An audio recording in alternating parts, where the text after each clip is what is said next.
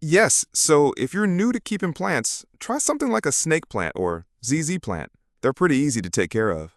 Well, staying in shape is a holistic approach to being healthy. So the foundation would be nutrition, eating good foods, making sure you're getting what your body needs on a daily basis.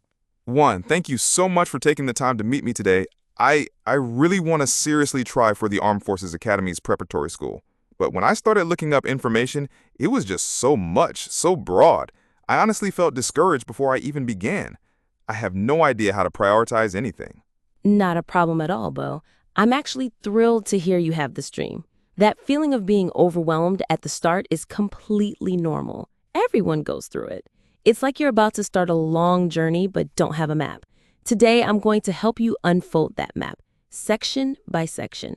Let's get you a crystal clear picture of what you need to do. That would be amazing. So, where is the absolute best place to start? You start with the most important and unchangeable thing first, the basic qualifications. You need to check the official announcement from the latest year meticulously, because if you don't meet these basic requirements, all the effort you put in later will be for nothing.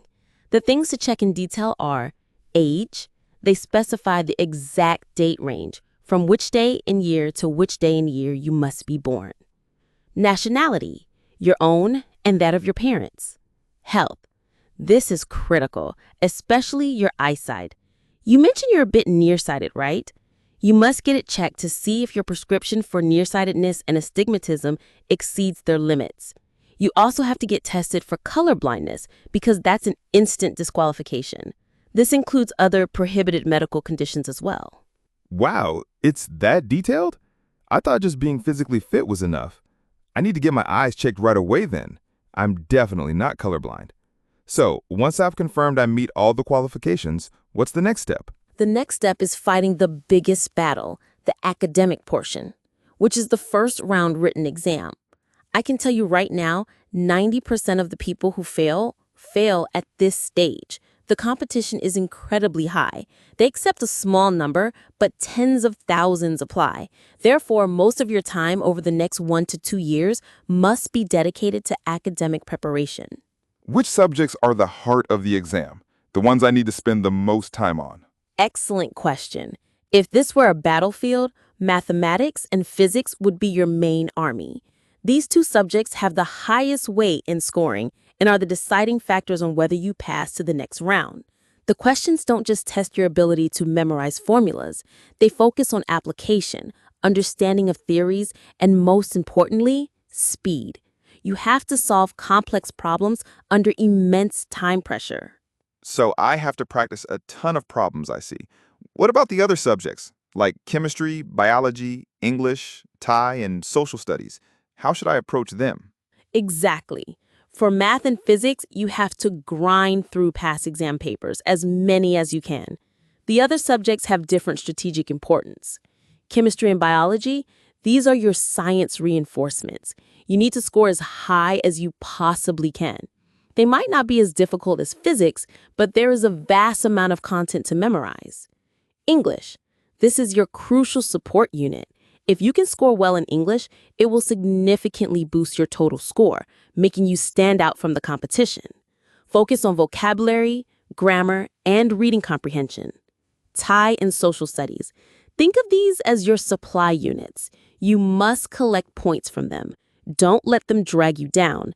Many people make the mistake of thinking they're easy and don't review them and end up losing points needlessly, causing their total score to fall short. That makes so much sense. And what about preparing for the studying itself? Which is better, studying on my own at home or enrolling in a tutoring center? They both have pros and cons. If you are extremely self-disciplined and great at time management, studying on your own is fine and saves money. However, going to a tutoring center that specializes in military academy entrance has its advantages. Clear direction. They know the exam patterns, which topics to emphasize, and which ones you can spend less time on. Shortcuts and techniques. Good tutors have faster methods for solving problems than the standard ways, which is vital in the actual exam. The environment. Being around peers with the same goal is incredibly motivating. When you see others working hard, you can't afford to be lazy. That's very interesting. I'll talk to my parents about the tutoring option. So the second thing I need to prepare simultaneously is my physical fitness, right? Yes, this is the other half of your success, physical preparation. Don't ever think you can wait until after you pass the written exam to get fit. There won't be enough time. The body needs time to build strength. You have to schedule time away from your books to exercise every day, or at least 3 to 4 days a week. What do they test in the second round? The main stations are running about 800 to 1,000 meters, sit-ups timed, push-ups timed, pull-ups, and finally, the one that is the great filter for so many, the 50-meter swim. I have seen so many academically brilliant people who couldn't swim or failed the swim test and had to go home. It's truly a shame. So if your swimming isn't strong, you must make it your #1 priority. Take lessons, practice until you're proficient, and turn it into an easy task for yourself. Got it. I need to schedule swim practice immediately. After passing the physical tests, is there anything else? The final stage is the interview and the psychological test. The psych test is a questionnaire to evaluate your mental state. Just be honest. But the interview is where they truly assess your character. The interviewers don't want to know how smart you are. Your exam scores already told them that. They want to know, what is your attitude like? Does your personality show leadership potential? And most importantly, why do you really want to be a soldier or an officer?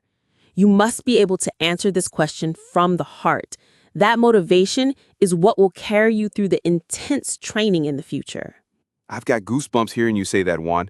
It's not just an exam. It's a test of every part of who I am. Exactly. It's the first true test on a young man's path. To sum it up, Bo, your map has 3 main parts that you must develop in parallel. 1, the mind, academics. 2, the body, physical fitness. And 3, the heart, attitude and motivation. Prepare these 3 things, start today, make a good plan, be disciplined with it. And I believe that the star on your shoulder won't be out of reach. Thank you so much, Juan. Today, you've given me the clearest map I could ask for. I feel so much more energized and ready to take this on. Thank you, really. Always happy to help. Good luck, future cadet.